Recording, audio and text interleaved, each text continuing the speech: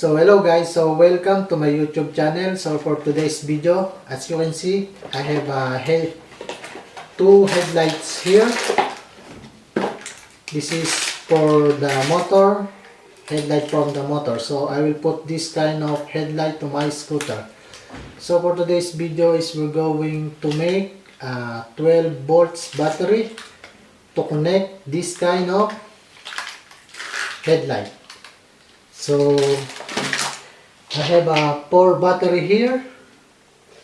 This battery is 18650 Samsung battery.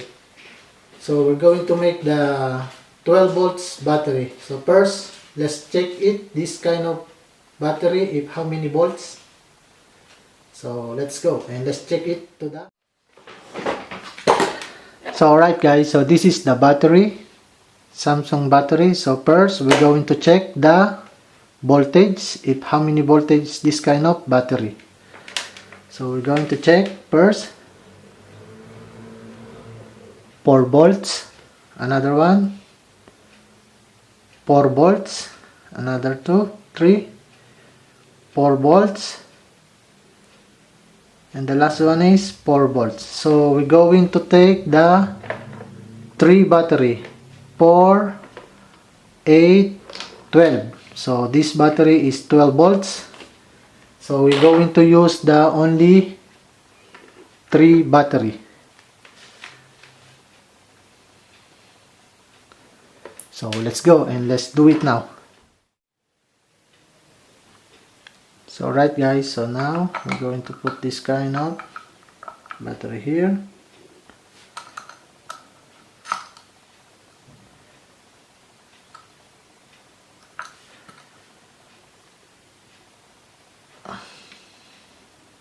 Okay, and then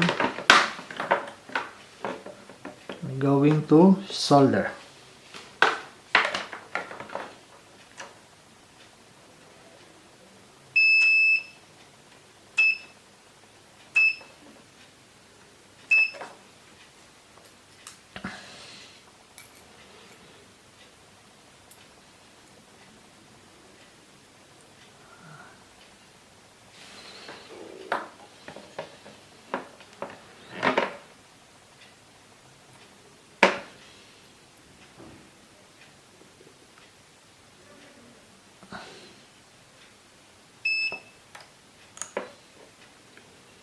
Then another one.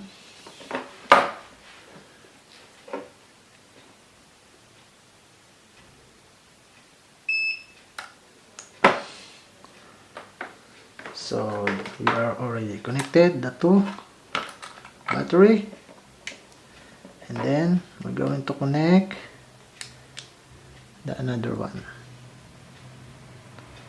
here. It's from here. Okay.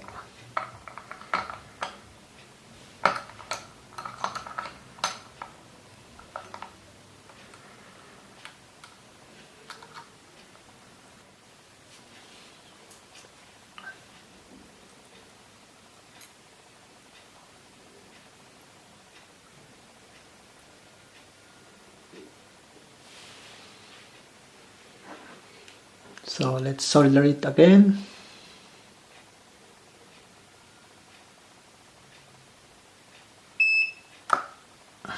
And then the other one.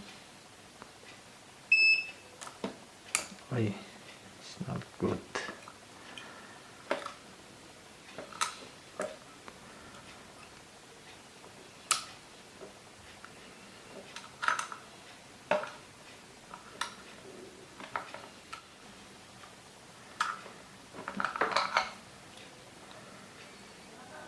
So alright guys, so as you can see, we are already connected now, the 3 battery.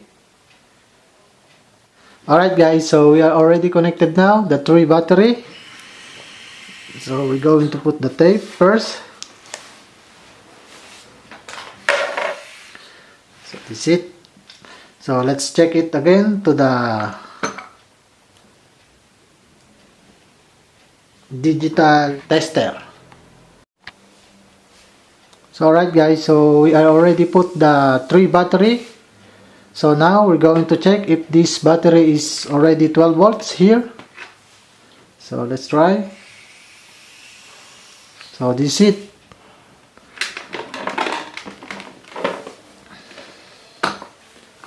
So let's try it. How many voltage now? So there have 12 volts, 0.32. So let's go and let's try it now to the LED lights. So right guys, so as you can see, I already finished the 12 volts battery. So now we're going to try to the LED headlight. So let's go into try. It is working. So here is negative, and then the another one is positive. So let's try it. So as you can see, so it's working. So let's try to another one. So it's working now.